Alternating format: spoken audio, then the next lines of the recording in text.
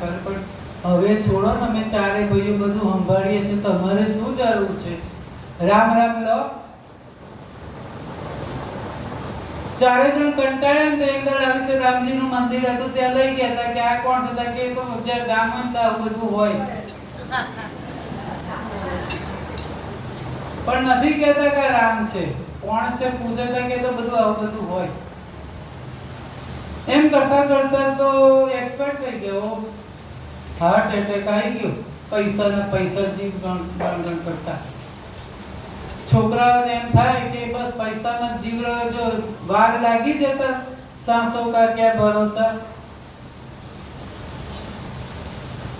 ત્રણ ભાઈઓ તો બધા સમજદાર હતા કારણ કે બાપાને ઓળખતા હતા, પણ નાનો ભાઈ મમતાળુ ને માયાળુ હતો.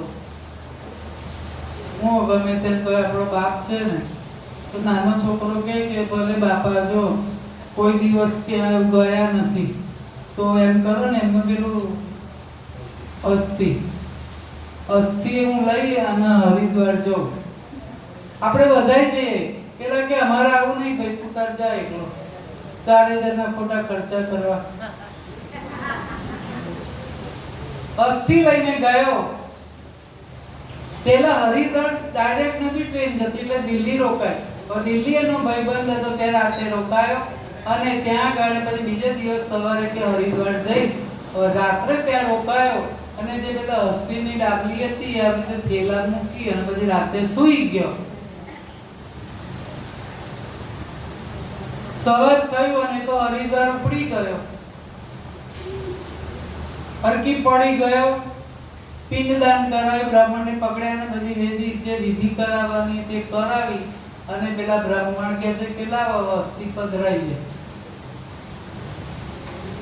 એ લોકો અસ્થિ ન નીકળ્યા, કઈ ગયા? હું લઈને આવ્યો તો અસ્થિ તો માં ડબ્બામાં થેલામાં તો ડબ્બા મૂકેલી હતી, ગઈ ક્યાં?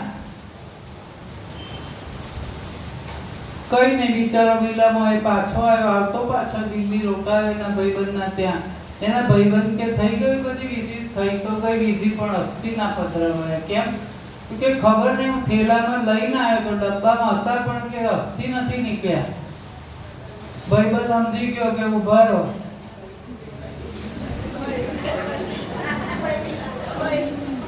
બૈરી બધા આમાં મહેમાન આવે ને થેલા ફેંકવાની ટેવ છે, જોવા દો મને. અંદર ગયો, એની પત્નીને પૂછ્યું કે આનો થેલો જોયો તો તારી ટેવ મુજબ? હા જોયો તો પછી છે ને સ્ટીલનો ડબ્બો એક હતો, એમાં અસ્થિ હતા. પણ મને એમ થયું કે ભાઈ તું માંસાહારી કે તો મેં પાછળ ગટરમાં પાછળ નાખી દીધું. ગીલા મોડે પાછા આવીને બધી વાત કરી. ત્યારે એમની મોટી ભાભીએ કહ્યું કે કઈ વાંધો નહીં, જો વાંધો નહીં, આપણે ઘેર આપણે ફરીથી બોલાવી મહારાજને બધી વિધિ કરીએ. હવે વિધિ તમે હરિદ્વાર થઈ પણ અસ્થિ તો ના પધરાવે, પણ અસ્થિ એક લઈને જે મેં ચૂરો કરીને એક ડબ્બી ભરી મૂકી રાખ્યો છે ને એ છે. તો પછી ભાઈ મારી ઈચ્છા છે તો એટલી પૂરી કરો ને. આ વખત આ ડબ્બી લઈને આપણે ચારે ભાઈઓ ને ભાભીઓ બધી વહુઓ બધી પરણી નવી આવી છે એ હરિદ્વાર જોવે ને, બધા સાથે જઈએ. બધા ભાઈએ ના પાડી, નાના શું કરવો ખોટો ખર્ચ, ભાઈ મારું આટલું એક તો માનો બાપુજી બિચારા એમણે તો નથી કર્યું, આપણે કરીએ પાછળ. સારું, બધા માને ટિકિટ કરાવી હરિદ્વાર ભેગા થયા. ત્યાં જઈને બ્રાહ્મણને પકડ્યા અને પિંડદાન કરાય, બધી વિધિ કરી અને પેલી ત્યાં બીજા એકબીજાના આગા અલગ હોય, આ બાજુ ભાઈઓ હોય, આ બાજુ બહેનો હોય, આ બાજુ બહેનો નાતી હતી, આ બાજુ ભાઈઓ, અને નવી પરણેલી વહુ આવેલી એને લીધી હતી હરિદ્વાર. એટલે આ બાજુથી પેલા ભાઈએ બધી વિધિ કરી, પેલી ડબ્બી પધરાઈ અને પેલી વહુ ગંગા મૈયાને પ્રાર્થના કરે, હે માં હું કેટલી ભાગ્યશાળી કે પરણીને સીધી પહેલી હરિદ્વારમાં આવી દર્શન કરવા.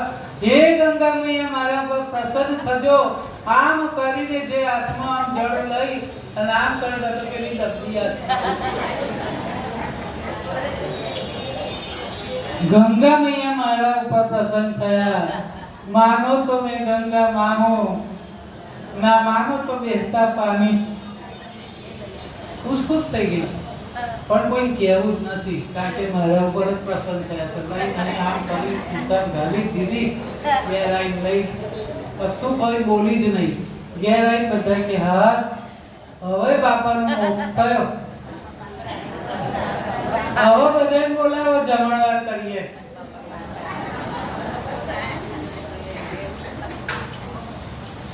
બધાને આમંત્રણ આપ્યું, સત્યનારાયણની કથા કરી, જમણવાર રાખ્યો અને બધું ચાલતું હતું. પાડોશીના પેલી બહુ ચિંતા હોય, એટલે પાડોશીને પેલી નવી બહુને પૂછવા ગઈ કે બહુ તું તો બહુ ભાગશાળી, હા અમે તો 75 વર્ષના છે તો હજુ હરિદ્વાર જોયું નથી, બોલ તું તો બહુ ભાગશાળી, બોલ અમને ક્યારે બોલાવશે ગંગા મૈયા? અરે બોલાયા તો બોલાયા, શું કહું વાત કાકી, પણ તમને કહું છું મારા સાસુ કોઈ કહ્યું નહીં હજુ ઘરમાં, તમને જ કહું છું કે ગંગા મૈયા તો એવા મારા પર પ્રસન્ન થયા, એવા થયા. કેવા થયા કે જ્યાં આમ જળ ચડાવવા જાઉં ને દબડી આવી દીધી ભગવાન, પણ હજુ મેં ખોલીને જોઈ જ નથી. જોઉં તો કોક જોઈ જાય ને એટલે મૂકી રાખીશ. તો કે બતાય તો ખરી, કોઈ નહીં કહું, સાસુ નહીં કહું. ડબ્બી ખાલી બતાય, ખોલી નથી. જુઓ આ ડબ્બી, આ બધું પેલી સાસુ પાછળ ઊભી ઊભી સાંભળે.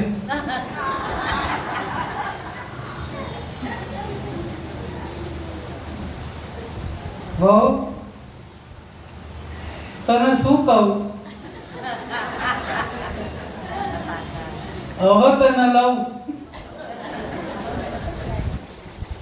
આ ડબ્બી બતાવી જો. ડબ્બી લીધી, હાથમાં ખોલી, અરે રે રે રે દોડી. અને જે બધા ભાઈઓ બધી દેરાણીઓ જેઠાણી બેઠેલા ને તો કે બાપા તો પાછા આયા.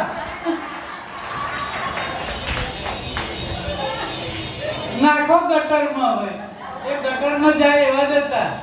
હું ના કહેતો તો આને બહુ હતું હરગડ છે, બધું હરાવવાનું, બધું પિંડદાન કરું આમ, એટલે આપણે કરી લેવું. જો આપણું પિંડદાન આપણે કરી લેવું, આપણે જે કરીશું એ જ આવવાનું છે. તેણે કર્યું નહીં એટલે પાછળથી આવું જ થાય કે આપણને કઈ હરજદાર નહીં મૂકવા જાય. હવે તો અહીંથી કુરિયર કરી દે, હવે કુરિયર જાય કે ના જાય? એ પેલા પેલા અસ્થિઓ રખડતા ક્યારે પહોંચે શી ખબર.